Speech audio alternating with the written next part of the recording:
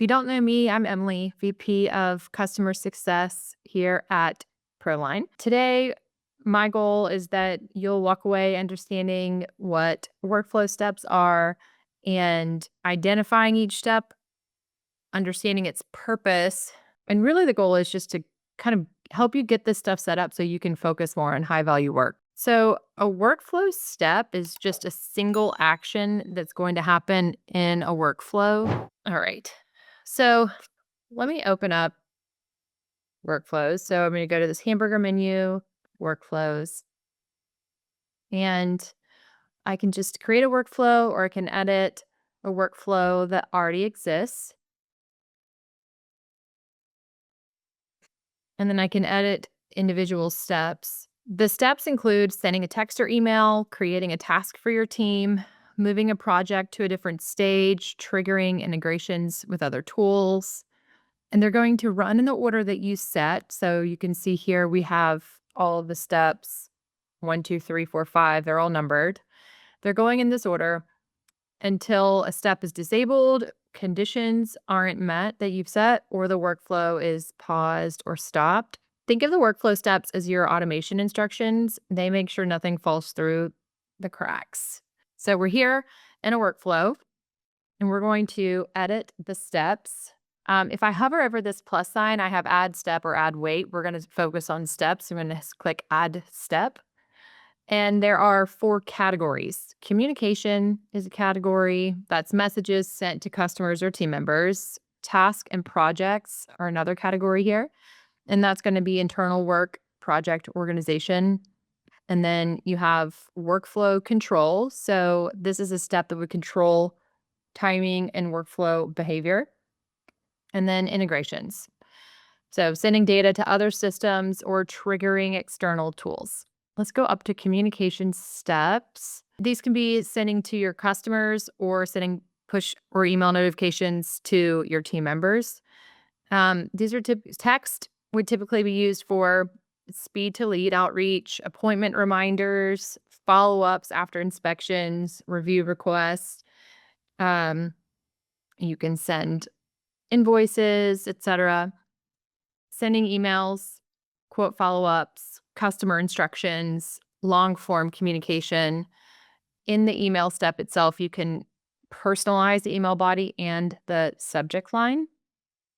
Click on text and go over these as well. So in our text step, I can send text. I can also update which step I want to send or which type of step.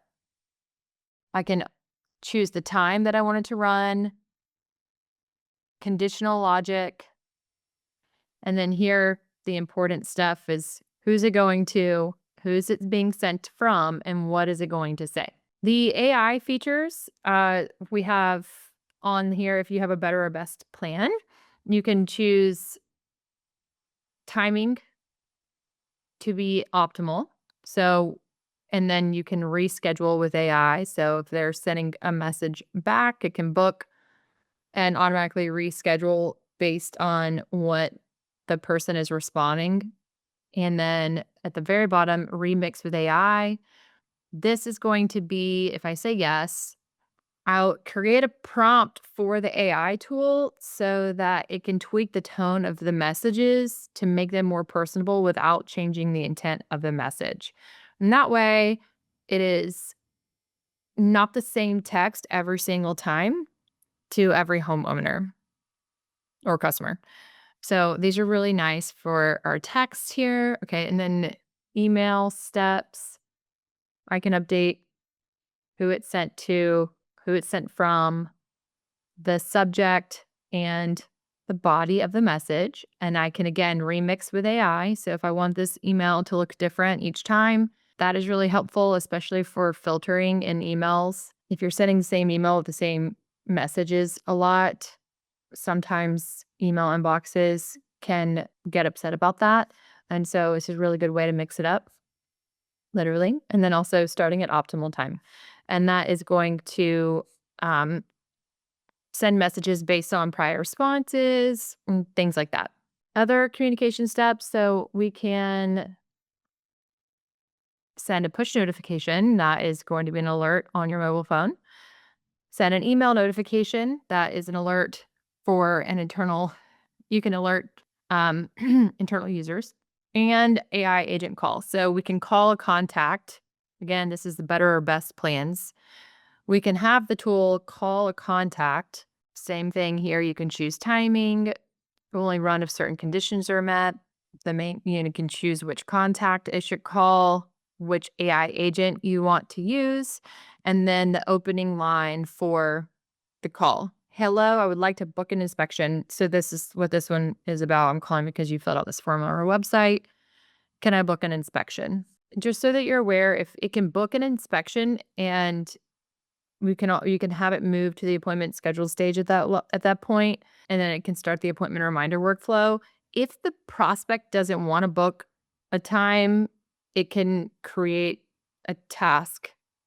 It creates a task for a user on your platform to make the call or send a message to get that scheduled.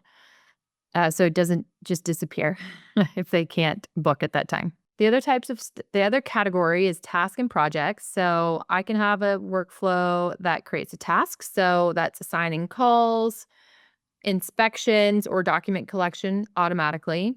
We use this a lot internally. You can have it move projects. Or here, clear tasks. So that's another thing. So we can clear task for a project, create a project, move a project.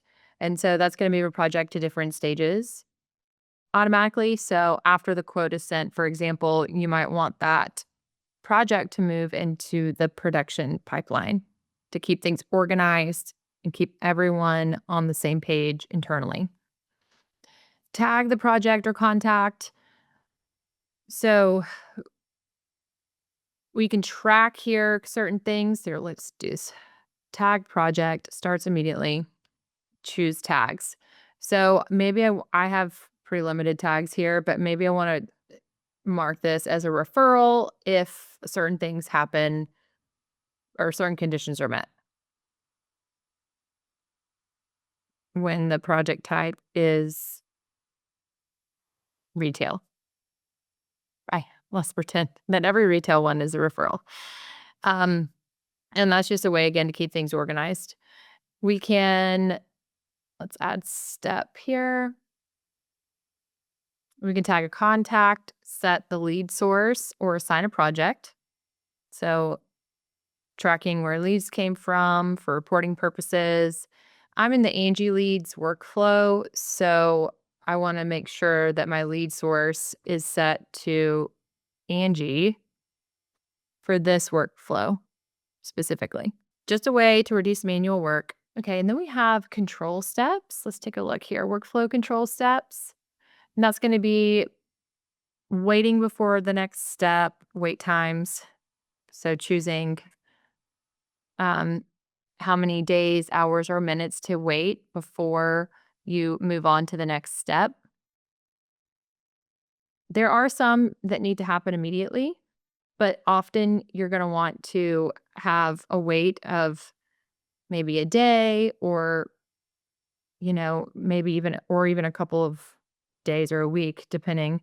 You can start a new workflow, stop a workflow, restart a workflow. This would probably be good for like a lead rehash situation. Maybe you just want to restart if they weren't responsive during that communication. And queue projects. So this will limit how many projects progress per day to manage volume and avoid overwhelming your team. So queue projects is especially helpful if you're sending high volume text, emails, AI calls, and it just keeps the automation manageable. So if you're bringing in a ton of leads, it's going to limit how many projects progress per day so that you don't have 150 inspections on one day, just for example. The next category is going to be, I think it's integrations. Yes, we have our integrations. We can send webhooks, Zapier triggers, there's all of the integrations here that can be communicated with through workflow. So sending a webhook pushes data to another system. Zapier triggers star automations in other apps. CompanyCam sends project data for photo documentation, and then SendGym automates gifting or follow-up actions. So just a good way to kind of like keep everything connected and using ProLine as one broader business ecosystem. Let's take a look at this guy here from the beginning. I have not started this workflow, but um, some tips for building reliable workflows. I would say use wait steps between messages so you're not spamming your customers. Use queue projects for high volume workflows. Again, that would be those incoming lead campaigns or workflows.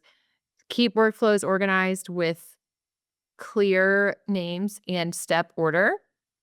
Uh, so we try to keep it organized for you here, but just be really clear about what the names of each step are and the order which they should go. Use tags and lead source steps consistently for accurate reporting.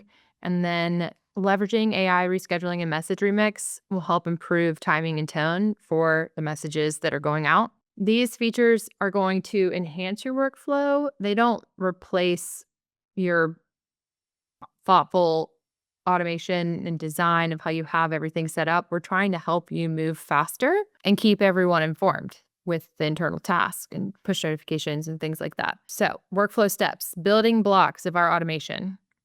Categories include communication, task projects, workflow control, integrations. We have AI features on the better and best plans that can improve messaging, timing, and tone. And workflow steps ensure consistency. They're going to save you some time and reduce manual work. If you do have the better or best plan and you haven't used our AI tool, I guess I do want to show you where to look for that. So you're going to go to the menu bar and then go down here to our company settings. And in company settings, we have something called new features. Everyone has access to this no matter what plan you're on, the new features section, but the features that you see could depend on what plan that you have. I have AI workflows turned on already, so you can disable it or enable it here, and then you can use them in your workflows. I would explore your workflow triggers to understand what starts the workflows and then dive into the workflows themselves.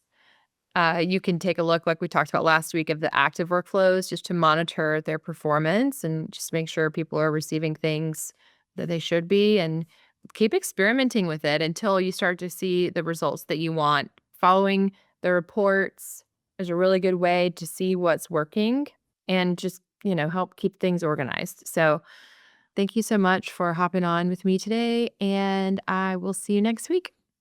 Bye now.